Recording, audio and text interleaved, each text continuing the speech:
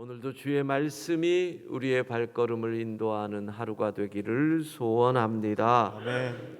디모데후서 4장 1절에서 5절까지의 말씀을 교독하겠습니다. 하나님의 말씀입니다. 하나님 앞과 살아있는 자와 죽은 자를 심판하실 그리스도 예수 앞에서 그가 나타나실 것과 그의 나라를 두고 엄히 명하노니 너는 말씀을 전파하라. 때를 얻든지 못 얻든지 항상 힘쓰라. 범사의 오래 참음과 가르침으로 경책하며 경계하며 권하라.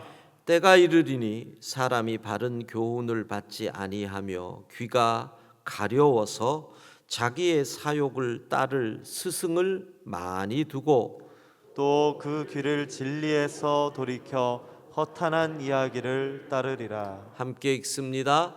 그러나 너는 모든 일에 신중하여 고난을 받으며 전도자의 일을 하며 내 직무를 다하라. 아멘. 사도가 아들 디모데에게 주는 마지막 권면의 말씀을 우리가 보고 있습니다. 결국 그리스도인이 당하는 고난을 두 가지로 나눠서 설명하고 있다, 이렇게 정리할 수가 있습니다. 어제 읽었던 말씀의 고난은 이렇게 정리를 해보죠. 그리스도인의 수동적 고난. 수동적 고난 무슨 의미냐? 내가 나의 신앙을 지키려다가 당하는 고난이라는 거죠. 3장 12절 무릇 그리스도 예수 안에서 경건하게 살고자 하는 자는 박해를 받으리라. 내가 뭔가를 해서 어떤 능동적인 행동을 해서 고난을 받는 게 아니라 그냥 예수님 믿는 사람답게 살려고 하는데, 요즘은 안 그러지만 제가 군 생활할 때 회식하는데 술 안 마신다고 뭐 때린다든가, 그게 사실 지금 생각해 보면 우스운 거지만 주일에 교회 간다고 해서 뭐 그냥 때린다든가 자기들에게 피해를 끼치는 건 별로 없지요. 그냥 그리스도인답게 살겠다고 하는데, 나의 신앙을 지키겠다고 하는데 그것으로 인해서 고난을 받는 수동적 고난. 그래서 어제 말씀을 정리하면 왜 고난을 받느냐? 경건하게 살려고 하니까. 이 고난을 이기려면 어떻게 해야 되느냐? 배우고 확신한 일에 거하라. 말씀 외에는 없다. 도대체 말씀은 무엇이냐? 15절, 16절, 17절 다 말씀에 관하는 거죠. 성경은 하나님의 감동으로 주어진, 우리로 하여금 예수 그리스도를 믿음으로 구원에 이르게 하는 지혜가 말씀이다. 이 말씀의 능력이 무엇이냐? 17절에 우리로 온전하게 하고 선한 일을 행할 능력을 갖추게 한다. 이게 참 중요한 거예요. 말씀이 하나님의 사람으로 온전하게 하고, 말씀이 결국은 선한 일을 행할 수 있는 능력을 갖추게 하는 것이다. 말씀이라는 거죠. 자, 그러면 그리스도인이 받는 고난 가운데 능동적 고난, 어제의 말씀이 수동적 고난에 관한 말씀이었다면 오늘 본문은 능동적 고난을 이야기하는 겁니다. 나의 신앙을 전하려다가 받는 고난. 수동적 고난은 신앙을 지키려다가 받는 고난이고, 능동적 고난은 복음을 전하려다가 받는 고난, 이렇게 나누고, 이 수동적 고난과 능동적 고난이 합쳐졌을 때 우리는 선한 싸움을 쌓은다. 이렇게 이야기를 하는 것이죠. 사도는 이야기합니다. 이 고난 왜 받느냐? 이 고난을 왜 받느냐? 시대가 그렇다는 거죠. 3절을 보면 때가 이르리니 때가 됐다. 그런데 아마 기독교 2000년의 역사에서 이 말씀으로 설교하는 모든 사람들은 다 그때가 그때라고 했을 겁니다. 500년 전에도 때가 이르렀다고 했을 거고, 지금 저도 지금이 그때다라고 얘기할 것이고, 1000년 전에도 그때다라고 할 겁니다. 왜? 우리는 어차피 종말을 살아가는 사람들이기 때문에 그렇습니다. 그런데 저는 설교를 준비하면서 때가 이르리니 그 때에 관한 세 가지를 사도가 말씀하시는데 와, 무릎이 쳐지는 거예요. 맞다. 정말 이 시대다. 자, 설명을 합니다. 첫 번째, 이 시대 바른 교훈을 받지 아니하며, 바른이라는 말 3번 있고 설명이 성경에 붙어 있죠. 건전한 교훈을 받아들이지 않는 시대. 정말 그렇지 않습니까? 이 사회를 이제까지 이루었던 사회의 질서가 다 무너지고 있는 시대죠. 이렇게 얘기하면 또 꼰대라고 사람들은 말할지 모르지만 여러분 한번 생각해 보세요. 동성애, 결혼, 이혼, 술, 담배, 주일 성수, 이런 건전한 이야기들이 이 시대는요, 개인, 이성, 자유라고 하는 이름으로 이 이야기를 거부합니다. 바른 교훈을 받아들이지 않습니다.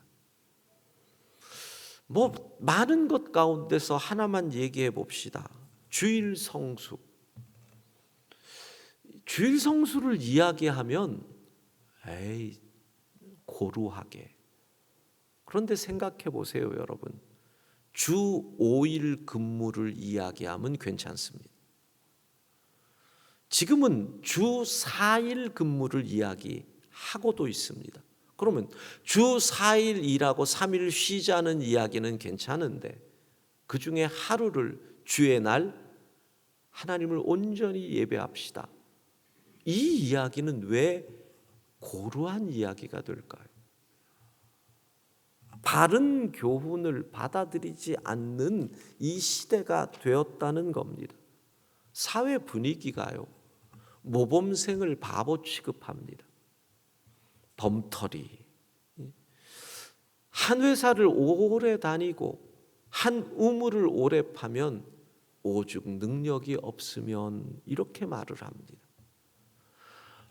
모든 것이 인정돼야지 하나가 드러난다고 다른 하나를 천시하고 비난하는 모습, 진실하고 정직하면 융통성이 없다고 얘기를 하고 때로는 조직에 피해를 준다라고 말을 합니다. 이 사회의 분위기, 개인주의, 자유, 이성. 그런데 이것이 건전한 교훈을 받아들이지 않는 분위기로 세상을 이끌어갑니다. 우리 시대의 모습이죠. 그 다음, 귀가 가려워서 자기의 사욕을 따를 스승을 많이 두고, 귀가 가려워서, 그런 이 말의 의미는 내 귀에 시원한 이야기만 사람들이 찾는다. 스승을 두는 이유는 무엇입니까? 그 스승의 가르침을 따르겠다. 나보다 그 스승이 훨씬 지혜롭고 그 스승이 훨씬 더 존경받을 분이기 때문에 내 생각이 아닌 그 스승의 생각을 따르겠다. 이게 우리가 스승을 따르는 이유인데, 이 시대는 정말 저는 이거 맞아요. 자기의 욕심을 따를 스승을 많이 둔다. 대표적인 이 시대의 스승이 누구예요? 유튜브 선생님 아니에요. 유튜브를 선정할 때요, 사람들이 내 생각하고 맞는 채널을 주로 봅니다. 내가 좋아하는 채널. 그리고 이 알고리즘이 얘가 얼마나 AI가 똑똑한지 내가 몇 번 보면 그 다음에 그 비슷한 영상이 떠오릅니다. 추천됩니다. 그러면 나는 또 그걸 봅니다. 스승을 많이 둡니다. 그러다 보면 그걸 계속 보다 보면 어느 순간 나는 그 스승의 생각에 세뇌가 됩니다. 잘 생각해 보세요. 여러분이 진보 유튜버의 영상을 몇 번 보면 계속 그 영상이 뜨죠. 그러면 내가 자꾸 보면 어느 순간 그 생각이 내 생각이 완전히 세뇌되죠. 보수 유튜버 몇 번 보면 계속 뜹니다. 그걸 계속 보면 세뇌돼 버립니다. 무슨 뜻이냐? 스승의 얘기에 내 생각을 바꾸려고 스승을 두는 거지, 지금은 우리는 내 생각과 맞는, 그러니까 내가 맞다라고 하는 근거를 찾기 위해서 스승을 고른다는 겁니다. 그래서 그걸 계속 들으면서 맞아 내가 옳아. 아니 당연하죠. 내가 옳다는 사람들의 유튜브만 보면서 거기서 내가 옳다라고 하는 근거를 거기서 찾는 겁니다. 그래서 이 사회는 이쪽 사람들은 다 여기가 옳다, 이쪽 사람들은 다 여기가 옳다. 존경받을 만한 분이 스승이 말해도 내 의견하고 안 맞으면 저놈이 나쁜 놈이야. 이 시대입니다. 4절, 그 귀를 진리에서 돌이켜 허탄한 이야기를 따르리라. 진리에서 돌이키게 하는 허탄한 이야기. 사도의 시대에는 영지주의 이단, 지금은 뭐예요? 뉴 에이지, 그리고 상대주의, 포스트 모더니즘에 따른 상대주의. 그 모든 것들이 얘기하는 게 뭐예요?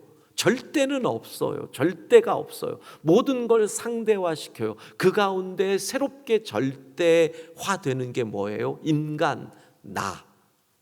그러니까 달라이 라마 같은 사람들이 전 세계의 사람들에게 추앙을 받는 이유가 뭐예요? 이 시대와 딱 맞는 거죠.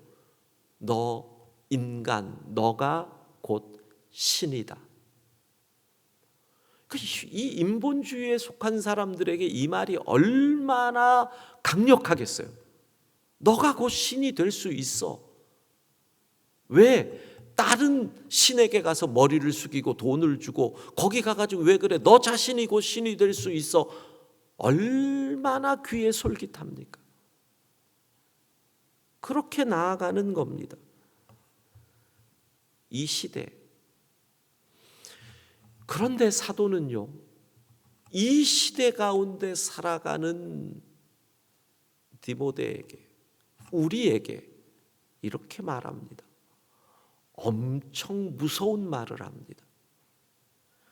하나님 앞과 살아있는 자와 죽은 자를 심판하실 그리스도 예수 앞에서 그가 나타나실 것과 그의 나라를 두고 엄히 명하노니. 저는 제가 이 디모데 전후서를 강해하면서 첫날에 이렇게 말씀드렸습니다. 세 가지의 관점으로 이 본문을 읽으셔야 합니다. 하나는 목회적 관점, 그러니까 아주 실질적인 이야기들이 나옵니다. 그리고 또 하나는 사도가 지금 아버지의 입장에서 사랑하는 아들에게 이 글을 쓰고 있습니다. 그러니까 자식일 때는 내 아버지가 주는 말씀, 부모일 때는 내 자식에게 주고 싶은 말씀이라는 관점으로 보십시오. 세 번째, 사도가 죽음을 앞두고 있는 유언이라고 하는 관점에서 이 성경을, 그러니까 종말을 앞에 두고 있다라는 겁니다. 근데 읽으면 읽을수록 특별히 디모데 후서로 들어와서는 이 표현들이요, 마치 지금 내가 떠날 시각이 가까워 온 상황에서 사도 요한이 반모섬에서 놀라운 계시와 환상을 보면서 계시록을 쓰는 것처럼 그가 로마의 그 감옥에서 정말 하나님과 살아있는 자와 죽은 자를 심판하실 그리스도 예수 앞에서 나의 종말 속에서 만날 심판하실 그분을 앞에 보고 이렇게 하는 것이 아닌가 할 정도로 이 강력한, 읽는데 전율을 느낄 정도로 저는 그렇게 지금 이 본문이 제게 읽혀지고 있어요. 그런 강력한 권위를 가진 말씀이 뭐냐? 너희는 능동적인 고난의 길을 걸으라는 겁니다. 5절, 고난을 받으며 전도자의 일을 하며, 고난을 받으며 전도자의 일을 하라.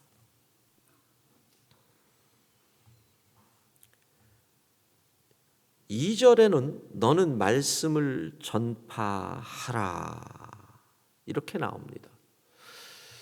여기서 말씀을 전파하라는 것의 엄밀한 의미는 설교입니다. 설교. 그러니까 믿는 자를 대상하는 겁니다. 교회 내에 있는 성도들을 엄밀하게 문자적으로 얘기합니다. 물론 이 2절을 전도라고 해도 큰 문제가 있는 것은 아니지만 문자를 엄밀하게 보면 그렇기 때문에 구체적으로 설교에 들어갈 내용들이 있는 거죠. 오래 참음과 가르침으로 경책, 옳고 그름을 정확히 알려서 바로 잡으라. 설교에 경책이 들어가야 된다는 거죠. 경계, 죄를 꾸짖어라. 이게 설교에 들어가야 된다는 거죠. 위로하라. 이 권한다는 말이 원어에서 보혜사 성령할 때 보혜사의 말에 이 원어가 됩니다. 그러니까 위로하라. 너는 이렇게 성도들에게 끊임없이 말씀을 전해서 목적이 뭐예요? 전도하게 하라는 거. 전도하게 하라. 그런데 이 전도는 뭐예요? 이 시대하고 안 맞는 거잖아요.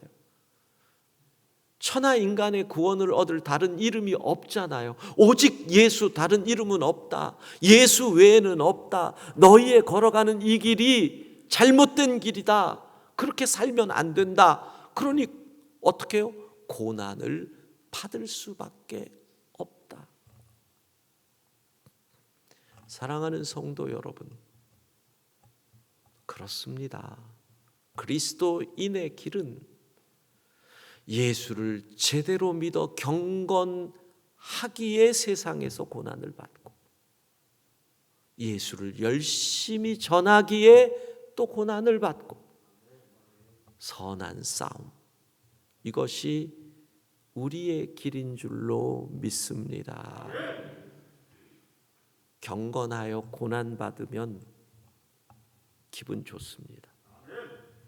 제가 이 군에 있을 때 교회 주일날 간다고 정갱이, 우리 때는 조인트 이랬잖아요. 그 군 앞발에 한번 팍 박이도록 여기 이렇게 이렇게 채여 가지고 지금도 보면 거기 이렇게 흉터가 있거든요. 근데 그게요, 그때는 무지 아파서 댕굴댕굴 굴렀는데 기분이 좋습니다. 가끔 이렇게 씻다가 그거 보면 괜히, 사실 뭐 믿음의 선조들이 당했던 고난에 비하면 장난인데 괜히 훈장 같은 느낌, 그런 거죠. 그래도 나도 예수님 때문에 여기 흉터는 하나 생겼다, 감사하네. 예수님 때문에 고난 받으면 기분이 좋습니다. 예수 전하다가 고난 받으면 기분 괜찮습니다. 그렇게 생각하세요. 아, 면류관에 또 보석이 하나 박히는구나. 선한 싸움, 우리 모두 끝까지 승리할 수 있기를 소망합니다. 기도하겠습니다. 자비하신 하나님, 오늘도 삶의 자리에서 경건하게 살다가 고난을 당하고 또 이 세상이 거부하는 예수 복음 전하다가 고난을 받으며 선한 싸움 싸우며 우리의 길을 달려가는 영광의 성도들 되게 하옵소서. 하나님, 힘들고 핍박당하고 때로 사람들이 왕따를 시키기도 하고 너 왜 그렇게 사냐라는 말을 듣기도 하지만 그렇게 오늘도 살아갈 주의 백성들을 위로하여 주시고 힘을 주시고 사랑한다 말씀해 주시고 하늘 문을 여시고 성령으로 기름 부어 주셔서 주님 주시는 힘으로 오늘도 선한 싸움 싸워가는 우리 모두 되게 하옵소서. 오늘 하루도 주의 위로 가운데 평안을 누리며 승리할 줄로 믿습니다. 예수님 이름으로 기도합니다. 아멘.